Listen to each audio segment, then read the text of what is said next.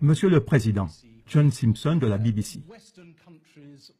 Les pays occidentaux disent presque unanimement qu'il y a une nouvelle guerre froide et ils pensent que c'est vous qui avez décidé de la recommencer.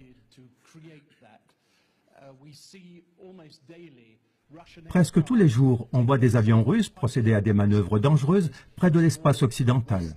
Cela se fait sous votre commandement, c'est vous qui décidez ça en tant que commandant suprême. Vous envoyez les troupes russes sur le territoire d'un pays souverain, l'Ukraine. D'abord, il y a eu le cas de la Crimée, ensuite de la partie orientale de l'Ukraine.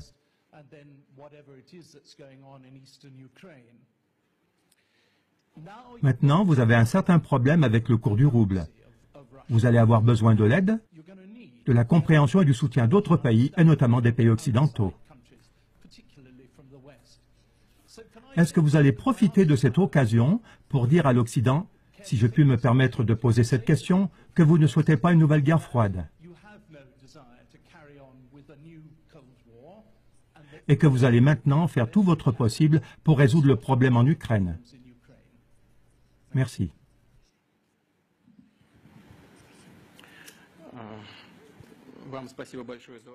Je vous remercie beaucoup pour votre question. Tout d'abord, en ce qui concerne les exercices militaires, les manœuvres aériennes et l'expansion de nos forces armées. Vous avez dit à l'instant que la Russie a considérablement contribué à la tension qu'on voit actuellement dans le monde. La Russie y a bien évidemment contribué, mais seulement dans l'intention de défendre toujours plus fermement ses intérêts nationaux. On n'attaque pas l'Occident. Je veux dire attaquer dans le sens politique. On n'agresse personne. On ne fait que défendre nos intérêts. Le mécontentement de nos partenaires occidentaux, notamment des Américains, est lié au simple fait que nous défendons nos intérêts. L'augmentation de la tension n'est pas liée à nos manœuvres militaires ou à d'éventuelles actions menaçantes de notre part dans le domaine de la sécurité. Je m'explique. Vous avez parlé des vols de nos avions de combat, y compris des vols de nos avions stratégiques. Mais est-ce que vous savez qu'au début des années 1990, la Russie a complètement arrêté les vols stratégiques dans les régions éloignées, comme l'Union soviétique le faisait auparavant? Nous les avons complètement arrêtés. Mais pendant ce temps, les avions stratégiques américains ont continué à voler avec des armes nucléaires à bord. Pourquoi? Contre qui? Qui menaçait-il? Nous n'avons pas effectué de vol. Année après année, nos avions n'ont pas volé. Il y a 2 ou 3 ans que nous avons recommencé. Alors, qui est le provocateur? Est-ce que c'est nous? Nous n'avons que 2 bases militaires à l'étranger dans des zones qui représentent un danger terroriste. Au Kirghizistan, la demande a été faite par les autorités kirghizes, par le président de l'époque, Akev, après une incursion de terroristes venus d'Afghanistan. Au Tadjikistan, il y a une base russe qui est aussi sur la frontière avec l'Afghanistan. Je pense que vous avez tous intérêt à ce que la situation reste calme là-bas. La plantation de bases là-bas est bien fondée, compréhensible et adéquate. Les bases militaires américaines, elles, en revanche, sont partout dans le monde. Et vous dites que nous nous comportons agressivement?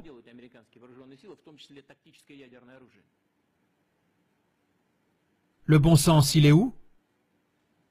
Que font les forces américaines en Europe avec leurs armes nucléaires pré-stratégiques? Qu'est-ce qu'elles font là-bas? Écoutez, le budget de la défense russe pour l'année prochaine a augmenté. L'équivalent en dollars, pour ne pas dire une bêtise, c'est à peu près 50 milliards de dollars. Et le budget militaire du Pentagone dépasse le nôtre de 10 fois. 575 milliards de dollars. Le Congrès l'a accordé dernièrement. Et vous voulez dire que nous menons une politique agressive? Il faut quand même garder son bon sens, n'est-ce pas? Est-ce que c'est nous qui avançons nos bases militaires près des frontières des États-Unis ou d'autres États? Qui est celui qui fait avancer les bases de l'OTAN toujours plus près de nous? Qui est celui qui laisse avancer vers nous l'OTAN et les infrastructures militaires? Ce n'est pas nous. Quelqu'un nous écoute-t-il à ce sujet? Y a-t-il un dialogue qui a lieu avec nous? Non, ce n'est pas du tout le cas. On nous dit toujours la même chose. Ce n'est pas votre affaire. Chaque pays a le droit de choisir sa méthode pour garantir sa sécurité. Alors bon, nous allons donc faire la même chose. Pourquoi on nous interdit ça? Et j'en ai déjà parlé. Qui a résilié unilatéralement le traité du système de défense antimissile, qui était sans aucun doute à l'époque une des pierres angulaires des plus importantes dans tout le système de sécurité international? Est-ce que c'est nous? Non, ça a été fait par les États-Unis de façon unilatérale. Les USA nous menacent. Ils déploient ces éléments de la défense antimissile non seulement en Alaska, mais aussi ici en Europe, en Roumanie, en Pologne, tout près de nos frontières. Et vous voulez dire que nous menons une politique agressive? La question de savoir si nous voulons des relations sur un pied d'égalité avec l'Occident? Oui, bien sûr, mais seulement à condition que nos intérêts nationaux soient respectés, aussi bien dans le domaine de la sécurité que dans le domaine de l'économie. Pendant environ 19 ans, nous avons négocié l'entrée de la Russie à l'OMC. Nous avons dû faire énormément de concessions pour cela. Et tout le temps, on a pensé qu'il s'agissait d'accords vraiment solides, inébranlables. Je ne veux pas dire qui a tort ou qui a raison dans ce conflit ukrainien. Je pense que c'est notre position qui est la bonne. Mais laissons ça de côté. J'en ai parlé déjà plusieurs fois et je pense que nos partenaires occidentaux ont tort en ce qui concerne la crise ukrainienne. Donc nous avons adhéré à l'OMC. Là, il y a des règles commerciales solides. Ces règles ont été violées. Les règles du droit international ont été violées et les règles de la Charte des Nations Unies ont été violées lorsque des sanctions économiques illégitimes et unilatérales ont été infligées à la Russie. Est-ce de nouveau nous qui avons tort? Nous voulons entretenir des relations tout à fait normales avec l'Occident dans le domaine de la sécurité, dans la lutte contre le terrorisme, dans le domaine de la non-prolifération des armes nucléaires. Nous voulons collaborer dans le domaine de la lutte contre la drogue, contre le crime organisé et pour la prévention des maladies infectieuses, y compris le virus Ebola. Tout cela, nous allons le faire ensemble, y compris dans le domaine économique, si nos partenaires occidentaux veulent bien.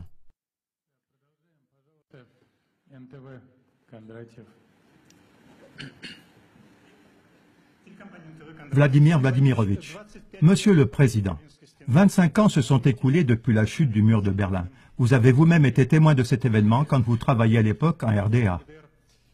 Depuis, on a beaucoup fait, peut-être pas ce que nous avions espéré initialement. Il y avait beaucoup d'espoir, mais quand même, il y a eu des progrès. Grâce à votre persévérance, on était tout près de supprimer l'obligation de visa avec l'Union européenne.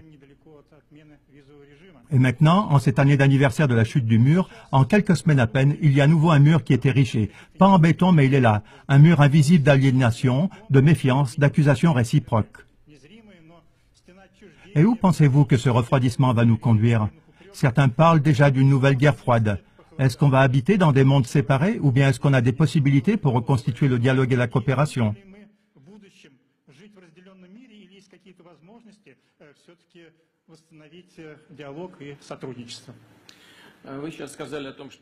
Vous avez parlé de la chute du mur de Berlin et actuellement on voit que de nouveaux murs sont en construction. Donc je réponds à cette question et j'espère que sur ce sujet vous serez d'accord avec moi. Ce n'est pas d'aujourd'hui que nous voyons la construction de murs. C'est bien vous qui êtes un spécialiste pour l'Allemagne et pour l'Europe. Après la chute du mur de Berlin, ne nous a-t-on pas dit qu'il n'y aurait aucune extension de l'OTAN vers l'Est? Malgré tout, celle-ci a tout de suite commencé. Il y a eu 2 vagues d'extension de l'OTAN vers l'Est. Et cela, n'est-ce pas un mur? Oui, ce n'est pas un mur matériel et réel, mais c'est plutôt un mur virtuel et invisible. Mais on a commencé à ériger ce mur. Et le système de défense américain antimissile en Europe le long de nos frontières, n'est-ce pas un mur également? Comprenez, personne n'a stoppé cela. Et c'est cela le problème principal des relations internationales d'aujourd'hui. Nos partenaires n'ont pas freiné. Ils ont décidé qu'ils étaient les vainqueurs, qu'ils constituaient l'empire et que les autres étaient les vassaux qu'il s'agit de descendre. Et c'est ça le problème. Ils n'ont pas arrêté de continuer partout la construction de ce mur, en dépit de toutes les tentatives et de tous les gestes de notre part pour travailler en commun, sans qu'il y ait des lignes de division en Europe et partout dans le monde. Je pense que notre position intangible par rapport aux différentes situations dans le monde, également en Ukraine, devrait faire comprendre à nos partenaires occidentaux que le meilleur chemin et le plus juste, c'est d'arrêter de continuer à construire de nouveaux murs et de commencer à construire une zone commune humanitaire, de construire une zone commune de sécurité et d'économie.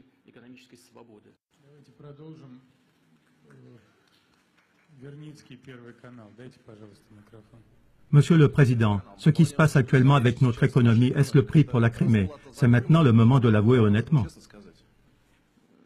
Non, ce n'est pas le prix pour la Crimée.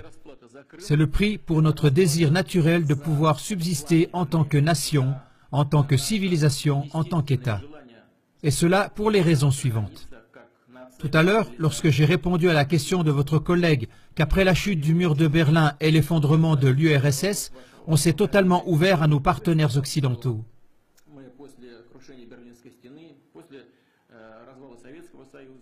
Et qu'est-ce qu'on a pu voir ensuite?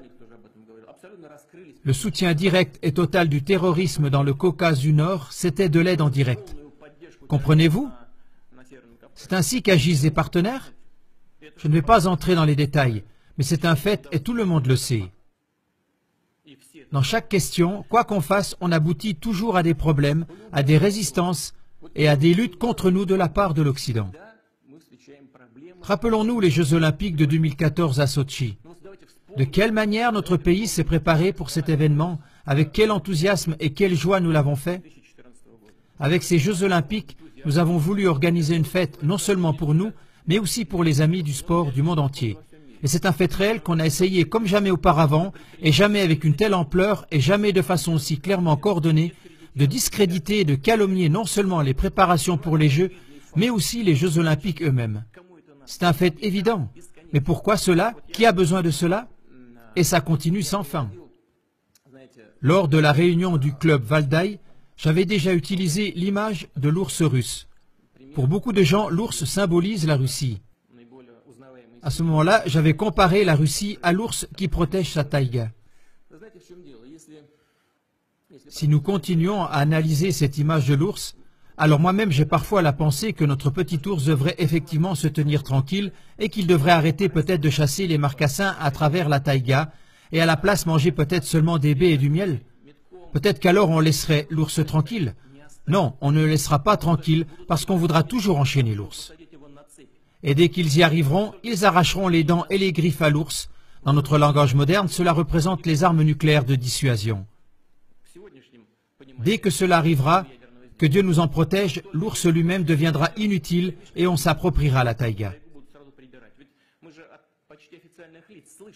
Car à plusieurs reprises, nous avons entendu de la bouche de représentants presque officiels de l'Occident qu'il est injuste que toute la Sibérie, avec ses ressources illimitées, n'appartienne qu'à toute la Russie. Est-ce donc injuste? Arracher le Texas au Mexique, c'était donc tout à fait correct? Que nous vivions sur notre propre territoire, ce serait donc injuste et pour cela on devrait diviser nos terres? Et dès que les griffes et les dents ont été arrachées à l'ours, alors on n'aura plus besoin de l'ours, on fera de lui une descente de lit, un ours empaillé. Et donc, il ne s'agit pas du tout de la Crimée. Il s'agit de défendre notre autonomie, notre souveraineté et notre droit d'existence. C'est ça que nous devrions tous comprendre.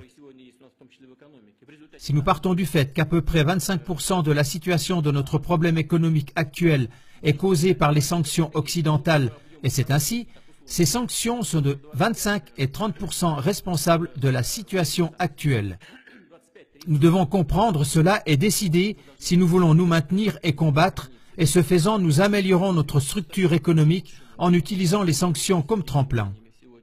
Et ainsi, nous deviendrons plus indépendants, renouvelés par ces temps difficiles. Ou alors, voulons-nous que notre peau d'ours soit accrochée au mur? Voilà le choix devant lequel nous nous trouvons. Et cela n'a rien à voir avec la Crimée.